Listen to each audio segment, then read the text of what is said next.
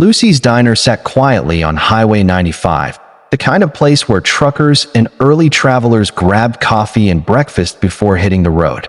On this Saturday morning, 8 members of the Thunder Knights Motorcycle Club occupied a corner booth. Their black leather vests and gleaming motorcycles parked outside were a familiar sight to Lucy, who had served them faithfully for 15 years without any trouble. Victor Kane was halfway through his pancakes when suddenly, the diner door burst open with a violent force, sending the bell clattering to the floor. A small boy, maybe 8, stumbled inside. His shirt was ripped. One shoe was missing. His bare feet were scratched, bleeding from gravel. His small face was smeared with tears and dirt. "Please help," he screamed, voice cracking with desperation. "They're beating my mama." The diner froze. Forks hovered in midair. Coffee cups paused mid-lip. Every customer stared at the child whose fear and urgency filled the room. But while most sat frozen in shock, the 8 bikers stood up instantly. Boots hit the tile, chairs scraped, and Victor knelt to the boy's level. "Where is she, son?" His voice was calm, but carried a dangerous edge that made the boy's eyes widen slightly. The boy pointed shakily across the street to a rundown motel. "Room 14, my mama's boyfriend. He's hurting her real bad. Please, mister, please help her." Victor looked at his brothers. 7 pairs of eyes met his. No words needed. Their oath from years ago rang in their minds. Protect those who can't protect themselves. Especially women. Especially children. "We got you, kid," Victor said firmly. "Lucy, call 911. Right now." Across the street, the motel stood like a forgotten relic. Faded paint peeled from the walls. Cracked asphalt riddled the parking lot. Room 14 was easy to spot. Sounds of rage and violence spilled into the open air. A man's angry shouts. A woman's desperate cries. The sickening thump of fists on flesh. Tyler, the boy, began to run ahead, but one biker gently held him back. "Stay here, buddy. Let us handle this." Victor didn't hesitate. He raised his boot and kicked the door open. It slammed against the wall with a deafening bang. Inside, the small, filthy room, a woman lay crumpled between the bed and the wall. Blood dripped from her nose and mouth. One eye was already swelling shut. Standing over her, fists raised, was Marcus Webb, a towering man, 6 foot plus, muscular, the type of man built by years of intimidation and rage. "That's enough," Victor said, low and lethal. Marcus spun around, alcohol and fury blazing in his bloodshot eyes. "Get out. This is between me and my woman. None of your business." "She's not just anyone's woman," Victor replied evenly, stepping inside as 8 bikers filled the room, blocking all exits. "You made it our business the second her kid ran to us for help." Marcus smirked, overconfident. "You think you scare me? I've been in prison. I've fought men twice as tough as you." He swung wildly at Victor. Bad choice. Victor caught the fist midair, twisted the arm with expert precision, and slammed Marcus face first into the wall. One clean move. Marcus dropped to his knees, dazed. 2 bikers grabbed his arms. Another rushed to aid the woman. Riggs, an ex-army medic, knelt beside her. "Ma'am, can you hear me? Where does it hurt the most?" "My ribs," she gasped, struggling for breath. "He kicked me there. And Tyler, where's Tyler? Where's my son?" "Right here, Mama," Tyler said, pushing past Snake, who had held him back. He threw himself at his mother, wrapping his small arms around her. "I got help, Mama. The bikers came. You're safe now. You're safe." Rebecca Martinez clung to her son despite the pain. Tears streamed down her bruised face. "Thank you," she whispered, voice trembling. "Thank you so much. He would have killed me this time. I know he would have." Victor nodded once, jaw tight. "Not today. Not ever again." Sirens wailed in the distance. Sheriff Tom Cruise arrived with an ambulance following close behind. "What happened here, Victor?" Cruise asked, surveying the scene. The kid ran into Lucy's, crying for help. Mama's boyfriend was beating her. "We found Marcus and stopped him." "That's the story," Victor said simply. Tyler refused to let go of his mother's hand as she was carefully loaded onto the stretcher. Marcus had terrorized them for months, and this was the moment their nightmare paused. But the story was far from over. the Thunder Knights would make sure it stayed that way. The sirens had just faded into the distance, but the tension in the air didn't lift. Victor and his brothers escorted Rebecca and Tyler to Victor's truck parked outside the diner. Tyler clutched his mother's hand tightly, eyes wide, still shaking from the chaos he had witnessed. "Stay close to me, kid," Victor said gently, his voice calm but carrying the weight of authority. "You did the right thing. You asked for help. That's courage." Rebecca leaned back in the passenger seat, exhaustion crashing over her. Her body ached from the beating, but her mind was spinning with relief and lingering fear. "Thank you. I don't know how to repay you," she whispered, voice cracking. Victor shook his head. "No thanks needed. Just promise me you'll stay safe, and let us handle the rest." Inside the small truck, Tyler's head rested on his mother's arm. "Mama, we're okay now," he murmured, trying to sound braver than he felt that moment. Victor pulled out his phone and made a call. Within an hour, 23 members of the Thunder Knights had gathered at the clubhouse. Each man arrived quickly, leather jackets and boots echoing through the empty parking lot, ready for orders. Victor stood in front of them, eyes scanning every member. "Marcus will likely post bail within days," he said firmly. "Rebecca and Tyler have no family nearby, no savings, no safe place to go. They're completely vulnerable. We need to secure them. Apartment, financial help, and constant protection. No mistakes." Spike, a younger member, hesitated.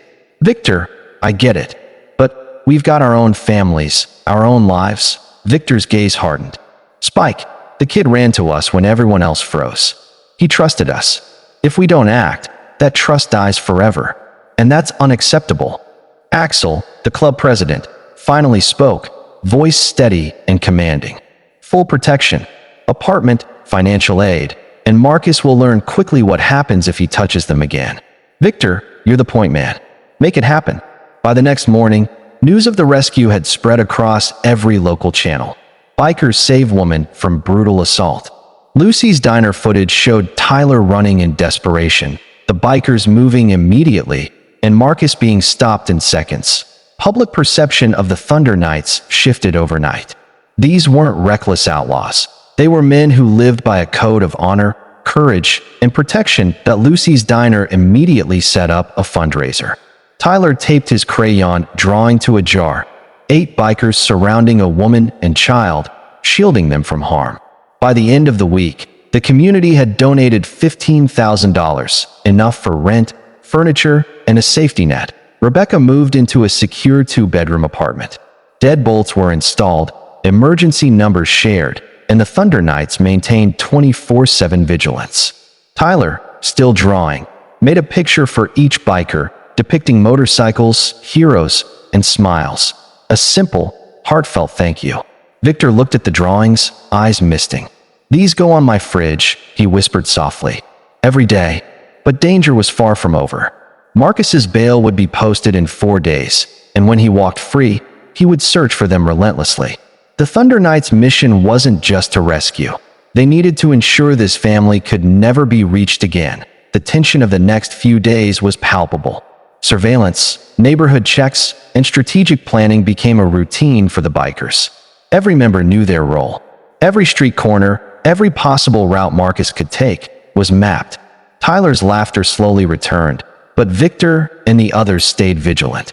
This was more than protection. It was war against fear. 4 days later, just as Victor had predicted, Marcus Webb walked out of jail at 8 a.m., bond posted by his brother. His eyes burned with anger, the same wild rage that had terrified Rebecca for months. But as he tried to locate her, every path led to dead ends.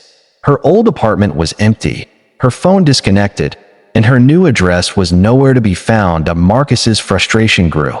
He didn't understand how someone could vanish without a trace.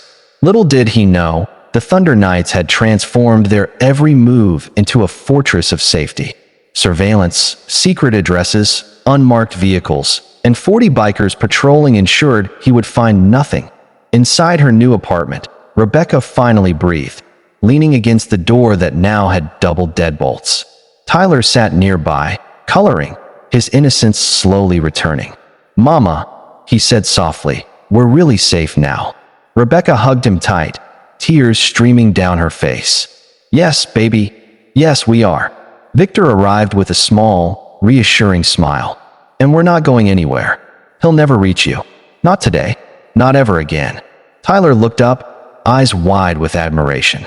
"Really?" Victor nodded, putting a hand on his small shoulder. "Absolutely." To make sure Marcus learned his lesson, the Thunder Knights had coordinated with Sheriff Cruz. Any attempt to approach Rebecca or Tyler would result in immediate response from every member. Marcus filed harassment complaints, but the sheriff dismissed them flatly. "You attacked a woman in public, in front of witnesses, including her 8-year-old son. These bikers stopped you. That's civic duty, not harassment." Case dismissed. With Marcus gone from the picture, life slowly began to return to normal. Tyler started second grade at a nearby school. For his first day, 8 Thunder Knights rode their motorcycles in a protective formation, not to intimidate anyone, but to signal clearly, "This child is safe." The other students stared, amazed. Tyler beamed with pride all day. Weeks turned into months. Rebecca found work at Lucy's Diner, the very place where their salvation had begun. Flexible hours allowed her to care for Tyler while regaining independence. Every day, she saw not just survivors, but a community willing to stand with them. The Thunder Knights didn't just protect, they taught resilience, courage, and hope. They had entered a diner one Saturday morning for breakfast and emerged as true heroes, redefining what it meant to be men of honor a year after the rescue. Lucy's Diner hosted a small celebration. Rebecca stood in front of the gathered crowd, holding Tyler close. "A year ago, my son ran into this diner, begging strangers for help," she said, voice trembling with emotion. "These bikers didn't hesitate. They gave us life. They gave us hope."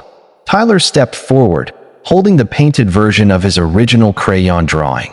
8 bikers surrounding a woman and child, protecting them from darkness.